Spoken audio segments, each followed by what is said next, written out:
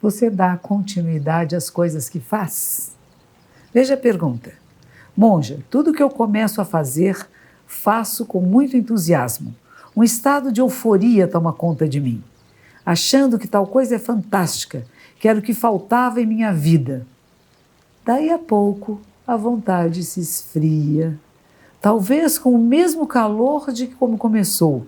Fico triste, porque nunca levo adiante as coisas. Pergunta 2. Sempre desisto de tudo que decido fazer no meio do caminho. Por que é tão difícil encontrar a direção correta? No budismo existem técnicas que possam ajudar? A euforia do início. A gente chama isso de fogo de palha, né?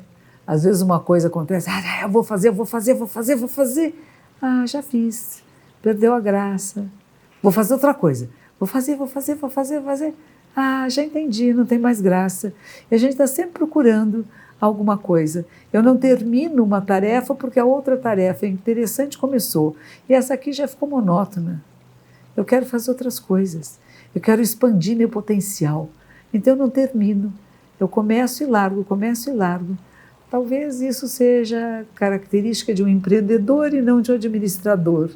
O empreendedor é aquele que tem ideias, começa e tem que passar adiante para alguém continuar.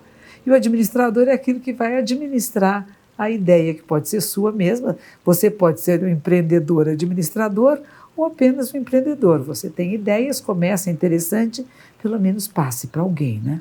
Que alguém dê continuidade. Não deixa que as coisas desapareçam assim, né? Se pelo menos é isso que você se sente dessa forma. Como é que eu dou continuidade àquilo que eu me proponho a fazer? Como é que eu não desisto? E às vezes nós desistimos quando o primeiro obstáculo aparece.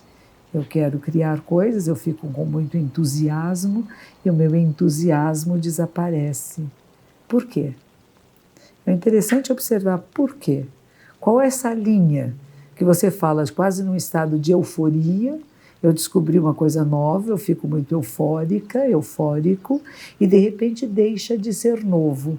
E eu perco a euforia tão rapidamente como ela surgiu. Vamos trabalhar nisso um pouco? Você gosta disso? Não gosta? Não é que vai continuar o seu estado de euforia, vai mais modificar. Ele vai entrar num outro estado. Eu tive uma grande descoberta de alguma coisa que me interessa muito, que eu quero estudar, que eu quero me aprofundar. Eu comecei a conhecer, e ela começou a ficar monótona. Ela não tem mais aquela euforia anterior, mas ela pode ter mais profundidade. Então procure um caminho de mais profundidade do que o caminho da superficialidade. É como namoro, amor. Você encontra uma pessoa e sente uma grande euforia, quer estar com ela o tempo todo, sente saudades e fica num estado de grande euforia em cada encontro. Depois de encontrar por várias vezes, a euforia vai embora. Mas se você conseguiu transformar isto num bem-estar profundo, talvez você possa passar o resto da sua vida na alegria de encontrar, sem euforia, mas num bem-estar, numa ternura, num carinho do encontro. Caso contrário, você vai ficar pulando de galho em galho, de relacionamento em relacionamento. Pessoas fazem isso com amorosidade, pessoas fazem isso com trabalho, com profissão, com estudo. Entra numa faculdade e depois perde a graça e vai para outra faculdade, perde a graça e vai para outra. Entra num trabalho, perde a graça e vai para outro. Começa a fazer uma tarefa, perde a graça e vai para outro, até que essa perde a graça também. Então a graça não está na ação em si, não está fora de você, está em você. Como que você faz com que isso não perca a graça? Como é que você faz que não fique monótono? Como que você percebe as nuances mais sutis das suas escolhas? Não só o aspecto mais grosseiro.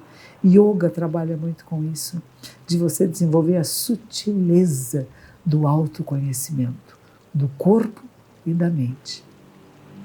Como que o Zen pode nos ajudar?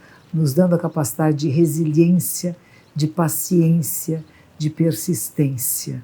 Porque às vezes temos que atravessar desertos para que nós possamos acessar a fonte da sabedoria, do conhecimento, do discernimento correto, nós todos temos que atravessar áreas desérticas.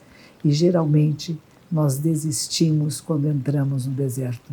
Era tão bom antes, era tão estimulante, agora está tão sem graça. Mas se você for capaz de persistir nesse atravessar essa área que parece que nada está acontecendo, você vai ver que você vai subir um degrau, um patamar, mas você tem que atravessar esse patamar e a beleza, de uma maneira mais profunda e mais sutil, você vai encontrar. Eu sugiro que você pratique autoconhecimento, pratique yoga. Yoga pode ser muito importante nesse processo, porque é uma meditação em movimento. Eu pratico Hatha Yoga. É a Hatha Yoga que eu recomendo, porque realmente eu não pratico outras formas de yoga, desconhecendo, não posso indicar também. Não é Zen Budismo, mas pode ser uma grande parceira, um grande parceiro de práticas meditativas. Vamos lá? Experimente dessa vez.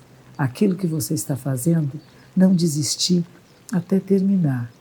Que seja um texto, que seja um programa, que seja um filme, que seja um relacionamento, que seja um estudo. Termina. Um livro.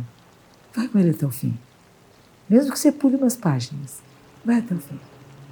E depois você vai ver que é possível terminar assim as tarefas. Até breve.